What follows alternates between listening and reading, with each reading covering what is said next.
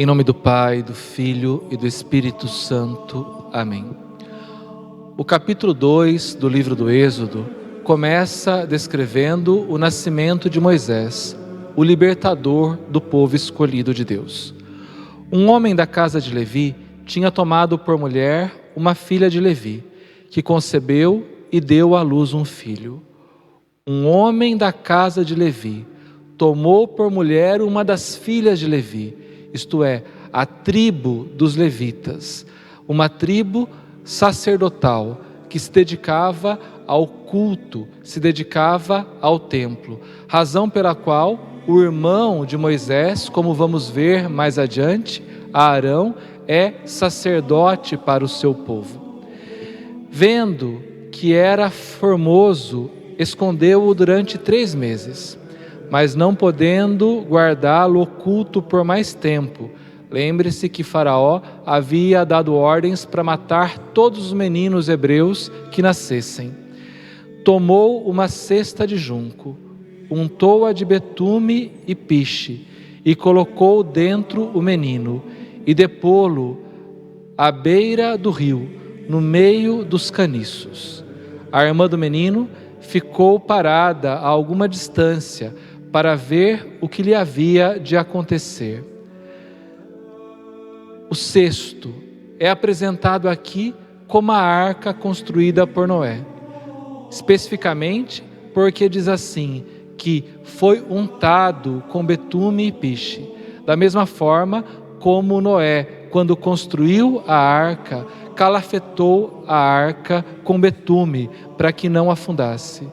Então, da mesma forma como na arca construída por Noé, estava o povo que daria início a uma nova humanidade, aqui, neste cesto calafetado, que é posto na água, está como que carregando um futuro de redenção, o futuro do povo redimido, que no momento se encontra escravo, mas será libertado da escravidão.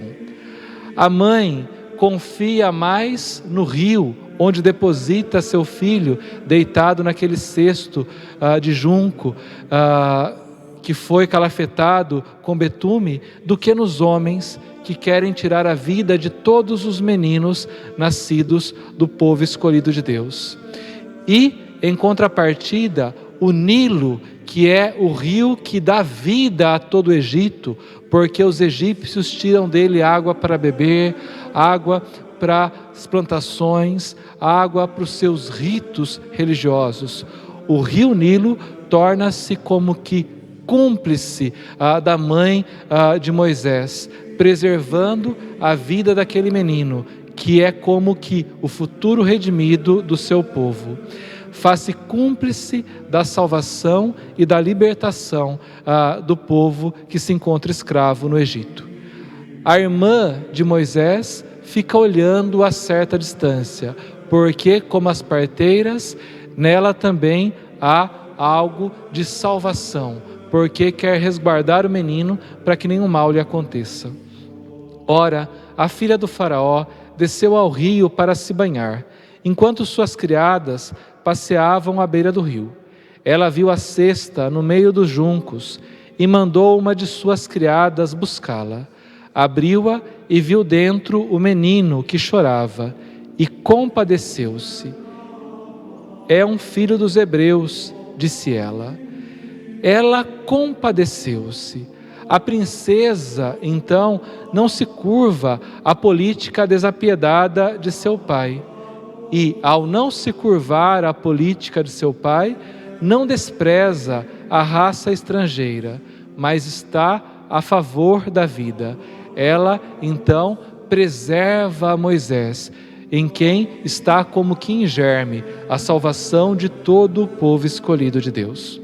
Veio, então, a irmã do menino e disse à filha do faraó: queres que vá procurar entre as mulheres dos hebreus uma ama de leite para amamentar o menino? Sim, disse a filha do faraó. E a moça correu a buscar a mãe do menino. Toma este menino, disse-lhe a filha do faraó, amamenta-o, te darei o teu salário. a mulher tomou o menino e o amamentou. Quando o menino cresceu, ela o conduziu à filha do faraó, que o adotou como seu filho, e deu-lhe o nome de Moisés, porque, disse ela, eu o salvei das águas. Moisés, Moshe, significa tirar.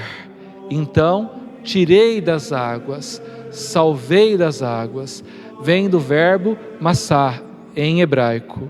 Mas também pode significar Tut Moisés, ou seja, o Deus Tot nasceu. Porque lembre-se, o povo egípcio era um povo que cultuava muitos deuses. Então, quando nascia alguém da família real, eles consideravam esta pessoa como que um Deus nesta terra, um Deus para aqueles que eram seus súditos. Por isso também o nome Moisés, ou Tut-Moshe, que significa o Deus Tot nasceu. A exemplo que acontece com o nome de Faraó, Ramsés, não é? Que inclusive dá nome a uma cidade. Significa, então, o Deus Ra nasceu. E depois do nascimento de Moisés, o capítulo 2 vai descrever a fuga de Moisés, já adulto, para Madiã. Moisés cresceu.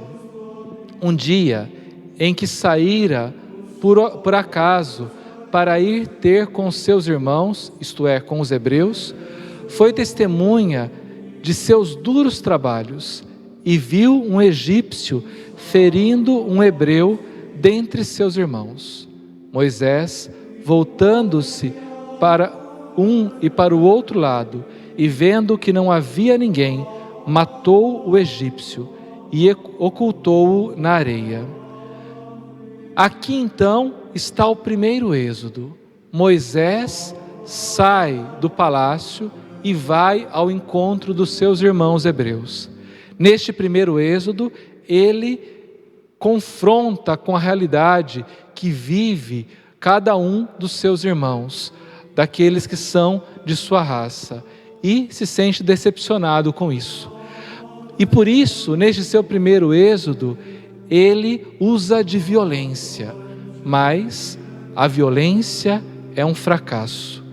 Ele sai em solidariedade, porque a opressão redobra no seu coração os laços fraternos.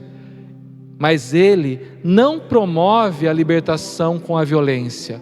Por isso, neste primeiro momento, foi um fracasso. Sua violência, pelo contrário, como vamos ver, o desacredita diante do seu povo. Depois, ele matou o egípcio e ocultou seu corpo. E, na sequência, o autor sagrado vai dizer: saindo de novo no dia seguinte, viu 2 hebreus que estavam brigando. Novo êxodo, saiu novamente, depois de, como que num plano micro, ter libertado da opressão aqueles que estavam sofrendo as duras penas daquele egípcio, ao matar o egípcio e ocultar seu corpo na areia. Agora ele sai novamente. E com o que se depara? Com os irmãos brigando entre si, com os próprios hebreus brigando. Neste segundo êxodo, então, ele vai perceber que mesmo aqueles que são de sua raça também são injustos e violentos entre si. Por que feres o teu companheiro? Perguntou Moisés. Mas o homem respondeu-lhe: quem te constituiu chefe e juiz sobre nós? Queres porventura matar-me como mataste o egípcio? Moisés teve medo e pensou: certamente a coisa já é conhecida. O faraó, sabendo do ocorrido, procurou matar Moisés, mas este fugiu para longe do faraó, retirou-se para a terra de Madiã e sentou-se junto de um poço. Fugiu. O terceiro êxodo então dele é uma fuga do Egito, porque teme pela sua sorte. Ora, as 7 filhas do sacerdote de Madiã vieram tirar água do poço e encher as gamelas, para dar de beber às ovelhas de seu pai. Sobrevindo então alguns pastores, as expulsavam. Moisés, porém, tomou sua defesa e deu de beber ao seu rebanho. Moisés tomou a defesa das filhas do sacerdote de Madiã. O que isso significa? Que ele tinha um senso de justiça. A mesma justiça que ele tentou aplicar quando levou aquele egípcio à morte, para defender os de sua raça que estavam sendo oprimidos. Um senso de justiça que consiste em pôr-se do lado do mais fraco. E é claro, sendo mulheres, ali na disputa pela água, eram mais fracas. É diferente do gesto romântico que vemos, por exemplo, quando Jacó quis provar a Rebeca como a amava. Então, aqui trata-se, sim, de um senso de justiça que o leva a ter essa atitude. E voltando elas para junto de Raguel, Raguel também é chamado Jetro em outros momentos, que virá a ser o sogro de Moisés, de Raguel, seu pai, este disse-lhes: por que voltais hoje tão cedo? Elas responderam: um egípcio nos protegeu contra alguns pastores, e além disso, tirou a água ele mesmo e deu de beber aos animais. Onde está ele? Perguntou às suas filhas. Por que o deixastes partir? Chamai-o para que coma alguma coisa. Moisés aceitou ficar em casa desse homem, o qual lhe deu por mulher sua filha Séfora. Então Moisés entra na família daquele sacerdote de Madiã, de Raguel, também chamado Jetro. Entra na família para o serviço do seu sogro. Entra como um pastor e não como um sacerdote, como seu sogro é, embora ele seja de família sacerdotal, visto que é da tribo de Levi. E com o trabalho e o casamento, ele como que se incorpora ali ao povo de Madiã, povo que acaba acolhendo.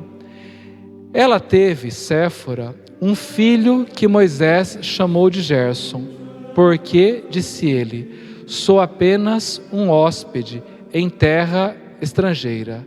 Gerson, Ger em hebraico, significa estrangeiro. Um estrangeiro residente, evidentemente, por um tempo, numa terra que não é sua. Assim, no nome do seu primeiro filho, Moisés deixa claro que nem o Egito, nem Madiã são a terra prometida.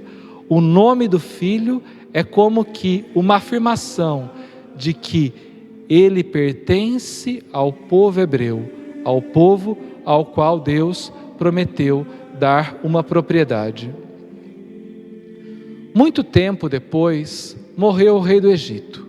Os israelitas, que gemiam ainda sob o peso da servidão, clamaram, e do fundo de sua escravidão subiu o seu clamor até Deus. Clamaram, pediram o socorro de Deus, e Deus vai responder a este clamor. Deus ouviu seus gemidos e lembrou-se de sua aliança com Abraão, Isaque e Jacó. Olhou para os israelitas e reconheceu-os.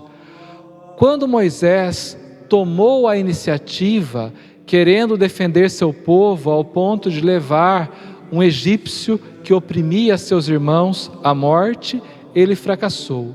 Agora, em resposta ao clamor do povo de Deus, Deus mesmo é quem vai ter a iniciativa para que a justiça seja feita. Assim, Moisés vai se ver obrigado a deixar a pacífica vida familiar que estava levando. Ela será interrompida e ele passará a ser aquele que Deus escolheu para libertar o seu povo. Peço a você que, preparando-se para a nossa próxima aula, faça a leitura do capítulo 3 do livro do Êxodo. Desça sobre vós a bênção do Deus Todo-Poderoso, Pai, Filho e Espírito Santo. Amém.